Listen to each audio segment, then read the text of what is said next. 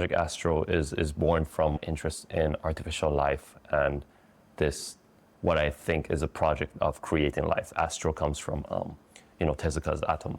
And as a YouTube platform, the basic idea is, can we give researchers and students some kind of leverage to be able to get in touch with and have conversations with the leaders in academia, in industry, and fellow students.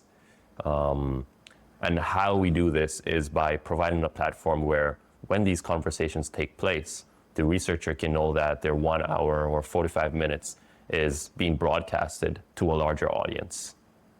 And that's the leverage we provide.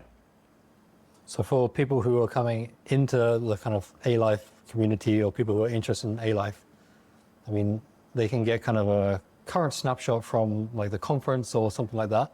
From conferences, from researchers, whether they be sort of lone researchers, current researchers or something. Right. Like Project Astro gives you something more targeted. Like if you're not sure what kind of things has already been worked on in right. Well, yeah. Or who are the important people in ALife, and the kinds of open questions that persist in the community to this day. Yeah, right. It's not clear if you just look at the latest conference proceedings, what kind of big questions remain unanswered. Right.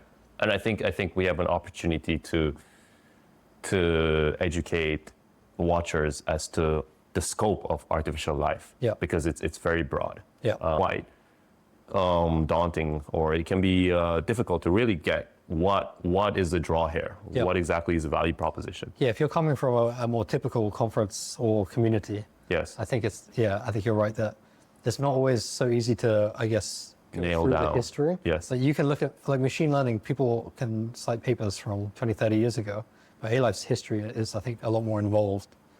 So it would be nice to have a more central resource. Right. For finding topics or core people who are kind of integral to what has already come before and what is still ongoing. So the idea was life, mind, and techno art. And life is sort of self-explanatory, but within artificial life, you have people that go as far back as origin of life, and that tends to be more chemistry, more geography, trying to understand the very processes, whether that be hydrothermal vents or what is it? Lightning struck, or some clay pots that molded the amino acids, all the way to DNA, and whether you have the RNA first hypothesis or you have metabolism first, and ideas like that. Sure. Or you've got people who are just interested in like what other forms of life may exist. Maybe abstractly speaking. Yeah. Right. Some people maybe don't care so much about the origins of life. They're just more interested in is other kinds of life possible. Right. The substrate may not be carbon. It might be silicon, or it might be viable in technology. Who knows? But what is life as an abstract concept, and can we recreate it? So I think that sort of captures life, and then we have mind, which might be surprising, but the idea here is where there's life, there might be mind and conscious experience. I wouldn't go as far as to say thinking, but cogitation, mental processes. But the main idea here is whatever it is that we end up creating, and ALife is very much about creating something, will probably be through technology.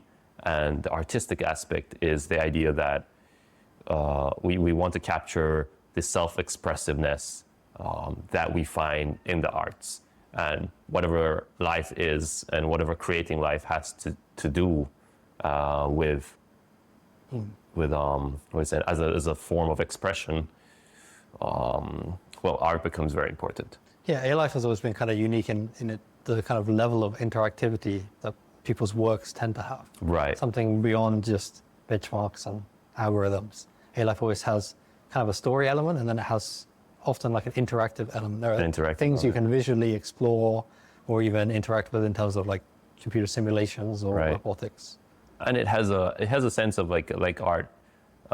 It's meaningful in and of itself, which is why the benchmarks tend not to be as important. You ask what's the meaning or what's the purpose of a piece of music or something like that. And it's the same thing. It connects and resonates with people outside of research much more clearly.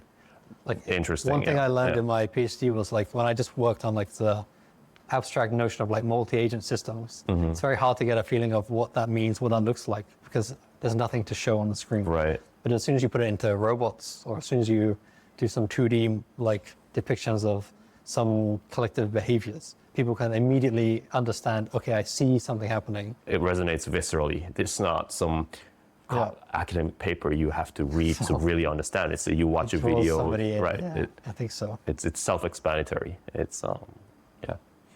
So those are the three aspects of Project Astro, and we hope through conversations and whether they be one-on-one over Zoom or in person or just podcasting.